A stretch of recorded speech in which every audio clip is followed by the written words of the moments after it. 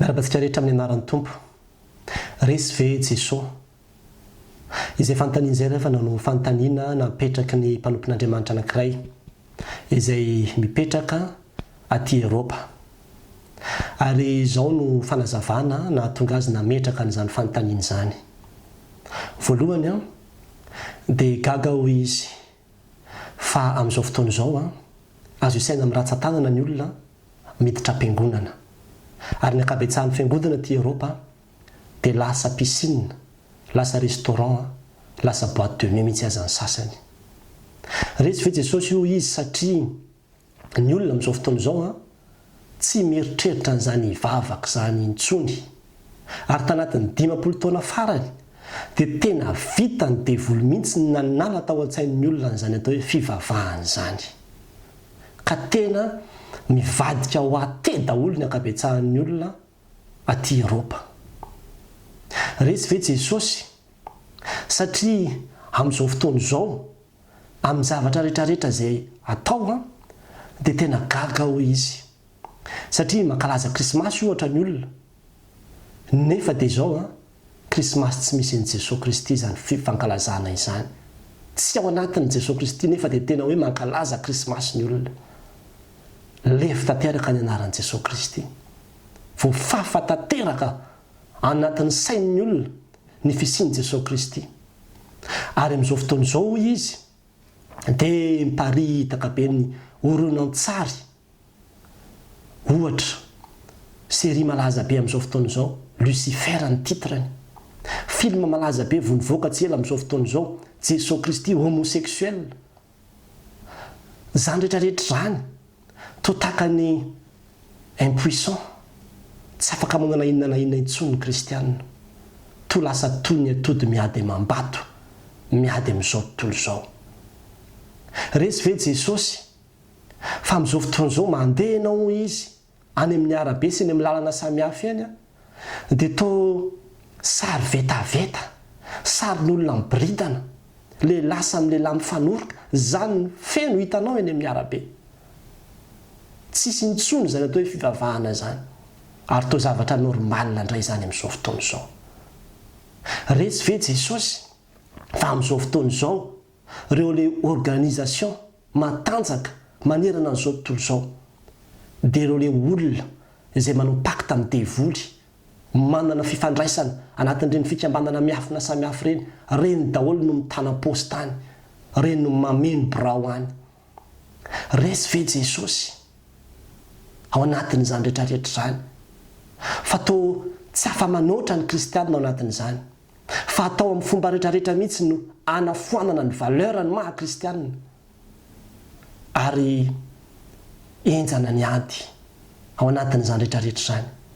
Ary rehefa mijery aho ilay mpanompon'Andriamanitra dia toa mahita manao hoe resy ve filazantsara, inona ny zavatra tsy vitan'ny kristianina, resy ve ny Jesosy ny kristianina manoloana n'ity izao tontolo izao ity.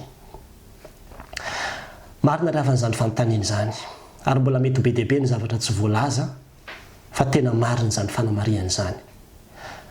Tsy hoe resy akory Jesosy fa tena marina nambarana ny soratra masina fa fantatsika ozy izy fa amin'Andriamanitra isika ary izao tontolo izao kosa dia mipetraka eo amin'ilay ratsy avokoa. Zany tokony ho fantatsika aloha zany hoe ity izao tontolo izao misy atsika ity dia ny devoly no tena miviazy ary tsy tokony hahagahaka antsika izany, tsy tokony hahagahaka antsika izany. Fanambarany tenin'Andriamanitra izany any amin'ny Apokalipsy 2:7 manao hoe nazera ilay dragona dia ilay mena rana ela, ilay atao hoe devoly sy satana izay mamitaka an'izao tontolo izao dia nazera tamin'ny tany izy ary ny anjelony koa niaraka nazera taminy. Izany hoe io ilay devoly io no mamitaka an'ity izao tontolo izao ity, no mifehy an'ity izao tontolo izao ity amin'izao fotoana izao. Ary mila mahita an'izany isika, mila manokatra ny maso-panahintsika isika dia mahita ny amin'izany zavatra izany. Tsy zavatra mahagaga izany fa manana ny miaramila ny maro isan-karazany izy izay miparitaka amin'ity izao tontolo izao ity. Ary ny zavatra izao tontolo izao izay atao malaza be amin'izao fotoana izao dia mambarany tenin'Andriamanitra manao hoe aza tia an'izao zavatra izao tontolo izao izy, aza tia an'izao tontolo izao. Fa na izany izy tia an'izao tontolo izao dia tsy ao aminy ny fitiavana ny ray fa ny zavatra eto amin'ity izao tontolo izao ity dia tsisa fa tsy ny filan'ny nofo, ny filan'ny maso nyrehaka momba n'izao tontolo izao dia izay tsy avy amin'ny ray fa avy amin'izao tontolo izao ihany. Izany hoe tena nambarany tenin'Andriamanitra ry havana fa ny zavatra misy atao amin'ity zao tontolo izao ity dia tena avy amin'ilay ratsy. Ny valim-panontaniana nomena ny mpanompon'Andriamanitra io dia izao: tsy hoe resy Jesosy fa eo amin'ny fiainanao mandresy ve Jesosy sa resin'izao tontolo izao ianao. Fa raha eo amin'ny fiainanao tsy manaiky ianao influencen'izao tontolo izao, tsy manaiky ianao dominen'izao tontolo izao, tsy manaiky ianao resen'izao tontolo izao sy ny satana sy ny miaramilany, izay ny fandresen'i Jesosy Kristy eto amin'ity zao tontolo izao ity. Afaka ny andresy eto amin'ity zao tontolo izao ity Jesosy, ary ao aminao no anombohany an'izany, ao aminao no anatanterahany an'izany. Ny fandresen'i Jesosy Kristy eto amin'ity zao tontolo izao ity dia mbola ho avy ny fotoana rehefa ho tonga ny amin'ny ravalanitra izy. Fa ny amin'izao fotoana izao kosa afaka ny asehony izany eo amin'ny fiainanao, eo amin'ny fiainantsika kristianina. Ny fanontaniana ny tokony hipetraka izany dia tsy hoe resy ve Jesosy eo amin'izao tontolo izao, fa ny hoe resy ve Jesosy eo amin'ny fiainako, sa mandresy izy.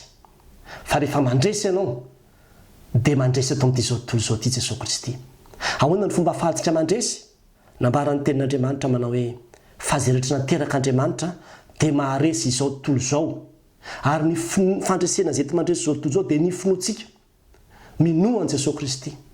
Aza miombina amin'ity zao tontolo izao ity, aza manaiky ho influencer n'ity zao tontolo izao sy ny rehaka izao tontolo izao ka ho lasa ianao dia ho revo ao anatin'ity fiainan'ity zao tontolo izao ity ianao, fa mamitaka, tena mamitaka izao fiainana izao ry havana. Ary izay rehetra tsy mahatandrina dia tena voafitaka lany andro eto amin'ity zao tontolo izao ity mihitsy amin'ny fiainana eto amin'ity zavatra rehetrarehetra ity. Fa mandalo izao fiainana izao sy ny filany. Fa izay manao ny sitrapon'Andriamanitra naharitra mandrakizay, minoan Jesosy Tompo, asehoy eo amin'ny fiainanao ny fandresena izay efa nomeny Kristy antsika, fa manoatra noho ny mpandresitsika miaraka amin'ilay Jesosy Kristy Tompontsika. Ary ny valin'ny fanontaniana dia ny hoe mandresy Jesosy eto amin'ity zao tontolo izao ity, satria azonao porofona amin'ny fiainanao izany. Fa tsy midomine anao mihitsy Satana, na dia midomine an'izao tontolo izao izy. Ny monde no azony domineny, ny karazana organisation samihafa no azony domineny, fa ianao aza manaiky ho domineny. Asehoy mihitsy ny herin'ny Kristy amin'ny fiainanao.